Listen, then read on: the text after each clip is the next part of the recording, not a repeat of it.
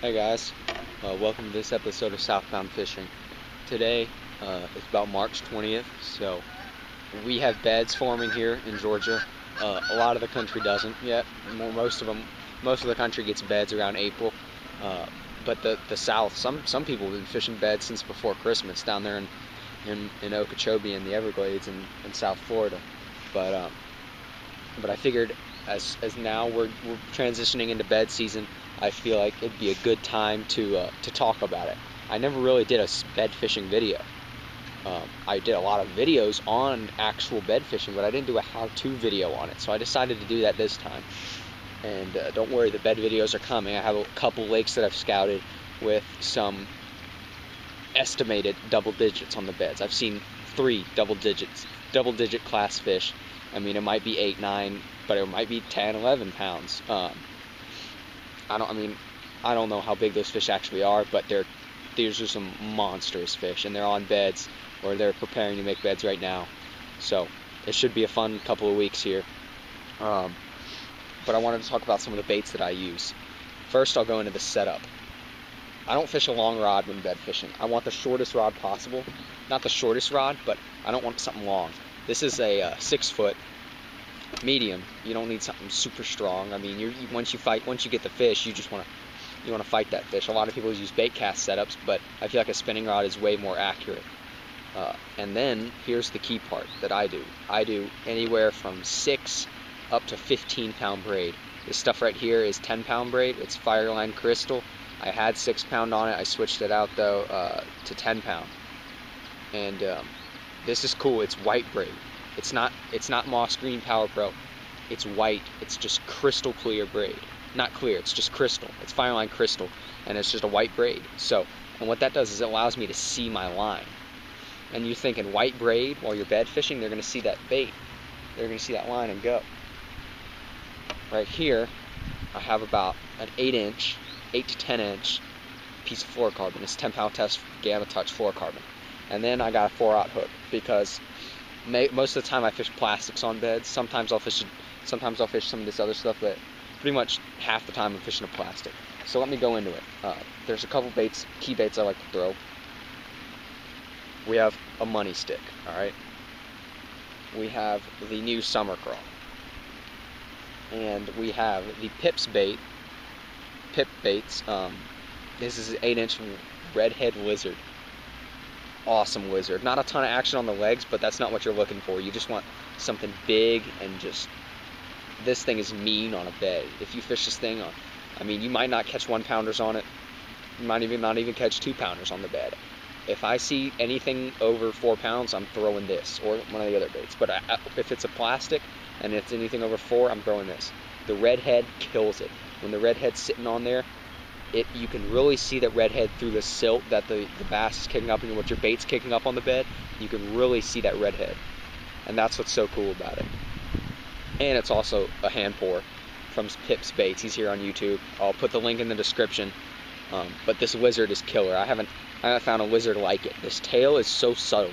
It's not one of those tails that's like a big old ribbon tail. It's not like that. It's just a little bit of curl, and it kind of just wags back and forth, almost like a Huddleston. Crazy lizard.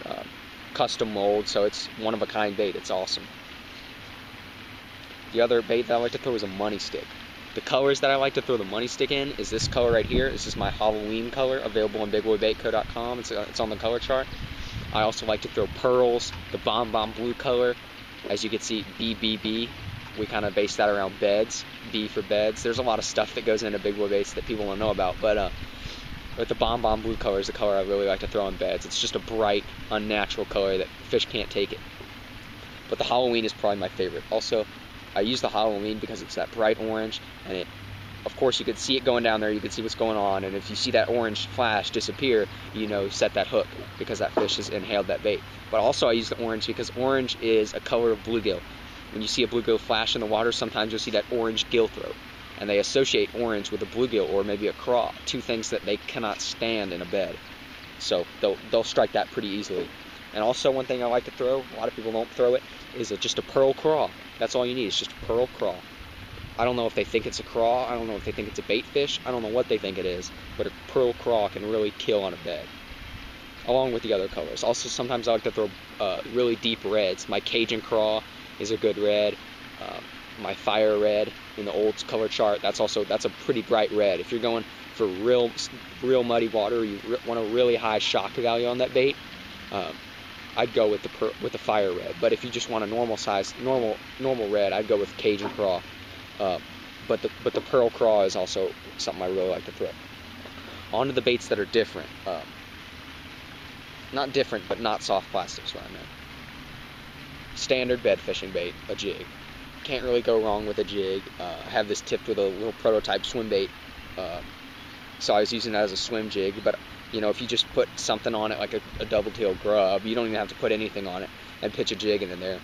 Some of these companies are making jigs specifically for beds.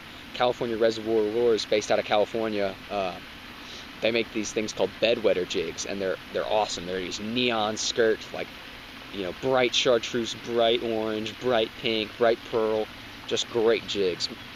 Totally meant for bed fishing, and that's great. I love that. But most of the time, anything will do. If I'm going for a shock value, I'll go with a plastic, just because I don't have any pearl jigs except for swim jigs. But also sometimes what I like to do is take the weed guard off, or use a jig that has no weed guard. Because a lot of these times the fish will just come up and just grab at it. They'll just nudge at it. They'll just grab at it, and they won't. That weed guard sometimes hinders it. You're not really swimming it through the grass. You're pitching to beds, so there's no real need to have that weed guard. But if it's on there and it's a big enough fish that I know is going to be aggressive, then I'll just roll with it. But a normal jig is awesome. Also, what's really good about jigs is Dirty Jigs makes a really awesome swim jig. It's hooked on my Alabama rig right now, but it's the Dirty Jigs California swim jig. And if you get this, I forget what it is, but it's the smallest size they have, and it just has this little tiny lead head in front, and I love it. It has the slowest fall. It falls just a little bit faster than a Senko, and you know how fast a weightless Senko falls, so not very fast. And that jig it really just swims, just caresses down to the bottom, careens, I mean. And it's a cool jig, and it makes a lot of fish bite with that slow sink rate. That's why weightless stuff works so well on beds. Also because you can move it and it just flutters back down. Twitch it, flutters back down. So jig is always a standard staple bed bait. Another thing that people don't really throw a lot is for anything under 2 pounds. These things are cheap. They're literally pennies at Walmart and Bass Pro. These little crappie jigs with the grub tail, these things kill on beds. You can take them off and thread a little bit of a finesse worm, or maybe a tiny little grub on there, like this one right here, and these things kill. For a fish under 2 pounds, they can't stand them. And that's also why I use a small rod, because it's easier to flip. If you're trying to flip a bait this big with a 7.5 foot flipping stick, you're not going to have much fun. It's not going to go anywhere.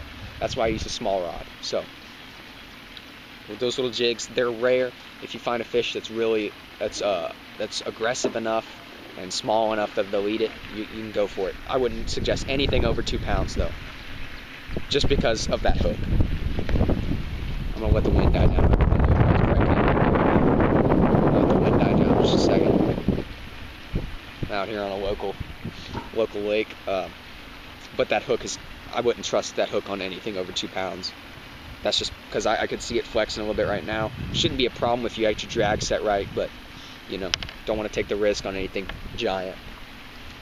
Also, if it's warmer, sometimes, like right now, it's like 53 degrees out. It's not that warm, but fish are making beds.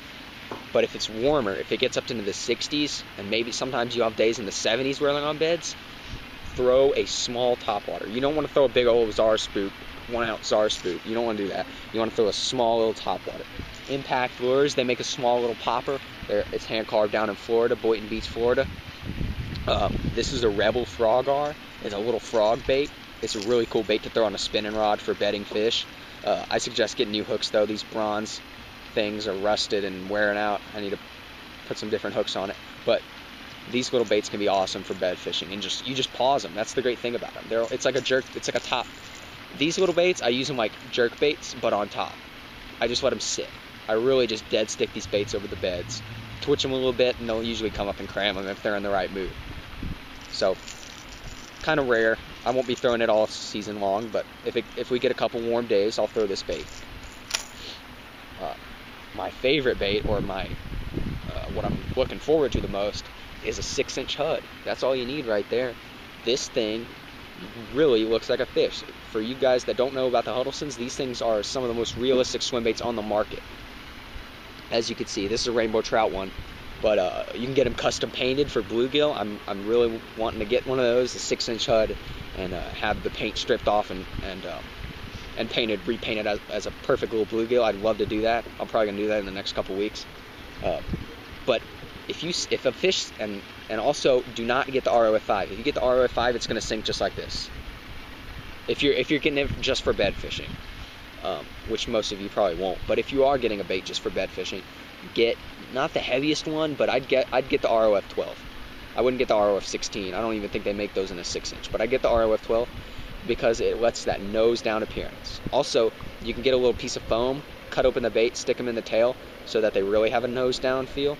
And if a fish sees something like that, if a big old bass sees something like that on their bed and just twitching around and stirring up some of that mud down there, it really looks like a fish eating their eggs, and they will absolutely come in and slam this.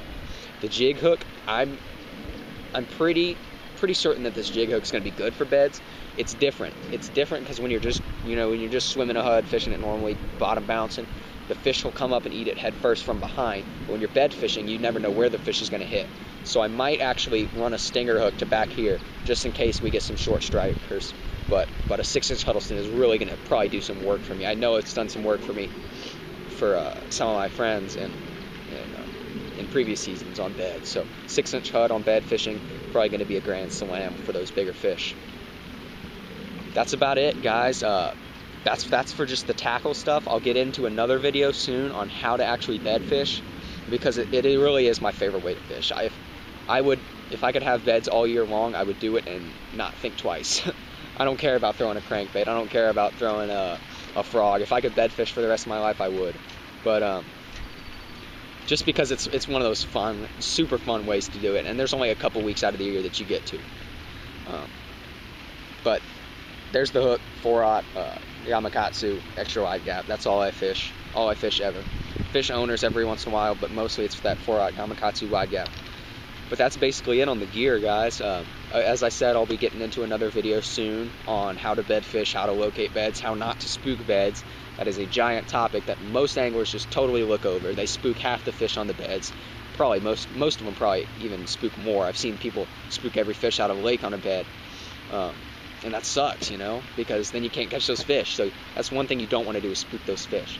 But I'm here to educate, so I'll be doing a video on that in just a little bit. And I hope you enjoyed this video. The bait shown, you can pick up at bigboybaitco.com. Also, for this Pips Baits Redhead Lizard 8-inch, you can also get this at pipsbaits.com. The link for both of these will be in the description. Thanks for watching, and have a good day.